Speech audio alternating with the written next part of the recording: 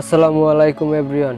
Redmi তাদের entry লেভেলের নতুন একটি স্মার্টফোন রেডমি A1 প্লাস ফোনটি ইন্ডিয়ান মার্কেটে লঞ্চ করলো। ফোনটির মধ্যে ব্যবহার করা হয়েছে 5000 mAh এর একটি ব্যাটারি, 6.52 ইঞ্চির একটি ডিসপ্লে এবং মিডিয়াটেকের প্রসেসর। তো এই নিয়ে ইন্ডিয়ান মার্কেটে প্রায় 7000 রুপিতে লঞ্চ হয়েছে। বাংলাদেশে এই ফোনটি কত টাকা লঞ্চ হতে পারে এবং এই ফোনটি এই দামে কতটুকু ভ্যালু ফর মানি প্রোভাইড করছে তা নিয়ে কথা বলবো আজকের ভিডিওতে। চলুন কথা না বাড়িয়ে মূল ভিডিওতে যাওয়া যাক।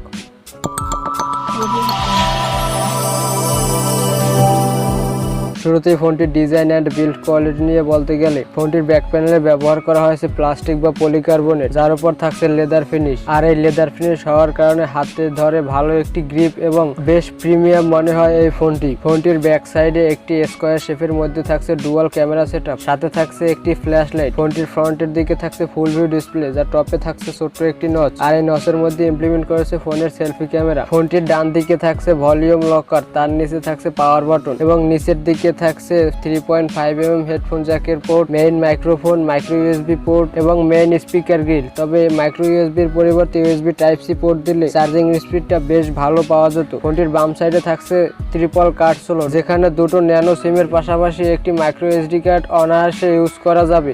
ফোনটির উপরের দিকে কিছুই থাকছে না। যেহেতু ফোনটির ব্যাক প্যানেল লেদার ফিনিশ, সেহেতু ফোনটি হাতে ধরে বেশ ভালো একটা গ্রিপ এবং বেশ প্রিমিয়াম মনে হয় এই ফোনটি। তো এর ডিজাইন অ্যান্ড বিল্ড কোয়ালিটি আমার কাছে বেশ ভালোই মনে হয়েছে। আপনাদের কাছে কেমন মনে হয়েছে জানাতে পারেন কমেন্ট করে। এবারে ফোনটির ডিসপ্লে নিয়ে কথা বলা যাক। ফোনটিতে ব্যবহার করা হয়েছে 6.52 ইঞ্চের IPS LCD প্যানেল, যার রেজলিউশন 720x1600 পিক্সেল এবং পিপিআই হিসেবে থাকছে 269 পিপিআই। যেহেতু এটা একটি HD+ ডিসপ্লে, তাই কন্টেন্ট ওয়াচিং এ কিছুটা শার্পনেসের ঘাটতি পাওয়া যাবে এই ডিসপ্লেটি থেকে। তবে ডিসপ্লেটিতে 400 নিটস পিক ব্রাইটনেস হওয়ায় আউটডোরে বেশ ভালোই ভিজিবিলিটি পাওয়া যাবে এই ফোনটি থেকে। একটি এন্ট্রি লেভেল বাজেটের ডিভাইস হিসাবে এই ফোনের ডিসপ্লেটি বেশ ভালোই কালার প্রোভাইড করতে পারে এই ফোনে। তবে ডিসপ্লেটি HD+ হওয়ায় ব্যাটারি ব্যাকআপ অনেক অংশে বেশি পাওয়া যাবে এই ফোন থেকে। এছাড়াও ফোনের ডিসপ্লেটি ওয়াইড এলন সার্টিফাইড, যার ফলে OTT প্ল্যাটফর্ম থেকে ফুল এইচডিতে মুভি স্ট্রিমিং এবং ভিডিও দেখা যাবে। ফোনটির ব্যাক প্যানেলে ব্যবহার করা হয়েছে ডুয়াল ক্যামেরা সেটআপ, যার মেইন সেন্সর হিসেবে থাকছে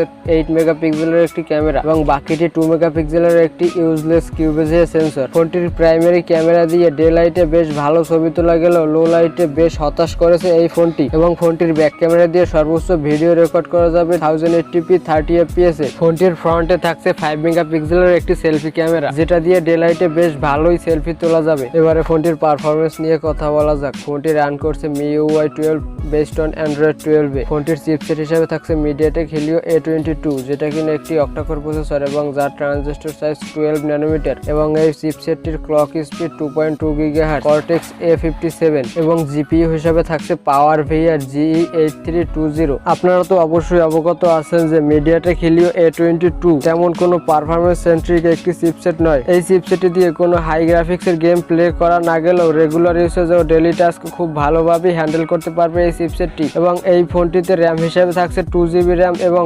32GB স্টোরেজ টাইপ eMMC 5.1। তো এই ফোনটিতে 2GB র্যামের পরিবর্তে 4GB র্যাম এবং 64GB স্টোরেজ দিয়ে আসলে বেশ কম্প্যাক্ট এবং ভালো একটি এক্সপিরিয়েন্স পাওয়া যেত ফোনটি ডেইলি ইউসেজে। ফোনটি 2GB র্যাম হওয়ায় র্যাম ম্যানেজমেন্ট অতটাও ভালো পাওয়া যায়নি এই ফোনটি থেকে। এছাড়া ফোনটিতে যেহেতু স্টোরেজ কম, সেহেতু আপনারা একটি ভালো মানের SD কার্ড ইউজ করতে পারেন ফোনের সাথে, তাহলে ফোনটি আরো ভালো একটি এক্সপিরিয়েন্স দেবে রেগুলার ইউসেজে। এছাড়াও ফোনটিতে দরকারি সবগুলো সেন্সরস অ্যাভেলেবল রয়েছে। ফোনটির ব্যাটারি হিসাবে থাকছে 5000 mAh এর একটি ব্যাটারি, যেটা দিয়ে অনায়াসে 1.5 থেকে 2 দিনের মতো ব্যাটারি ব্যাকআপ পাওয়া যাবে। এবং এই ব্যাটারিকে চার্জ করার জন্য থাকছে 10 ওয়াটের একটি চার্জার, আর এই চার্জারটি দিয়ে অ্যারাউন্ড 3 ঘন্টার মতো সময় লাগতে পারে ফোনটি ফুল চার্জ করতে। তো আপনাদের কাছে এই ফোনটির ব্যাটারির কম্বিনেশনটা কেমন মনে হয়েছে জানাতে পারেন কমেন্ট করে। এছাড়াও ফোনটিতে সিকিউরিটি হিসাবে থাকছে রেয়ার মাউন্টেড ফিঙ্গারপ্রিন্ট সেন্সর, যেটা কিনা যথেষ্ট ফাস্ট অ্যান্ড একুরেট। এবং ফোনটিতে থাকছে ফেস আনলক সিস্টেম, যেটা কিনা লাইটিং কন্ডিশনে বেশ ভালো একটা রেজাল্ট দেয়। এবারে ফোনটির good side and bad side নিয়ে বলতে গেলে, প্রথমে গুড সাইড নিয়ে বলতে গেলে ফোনটিতে 5000 mAh এর একটি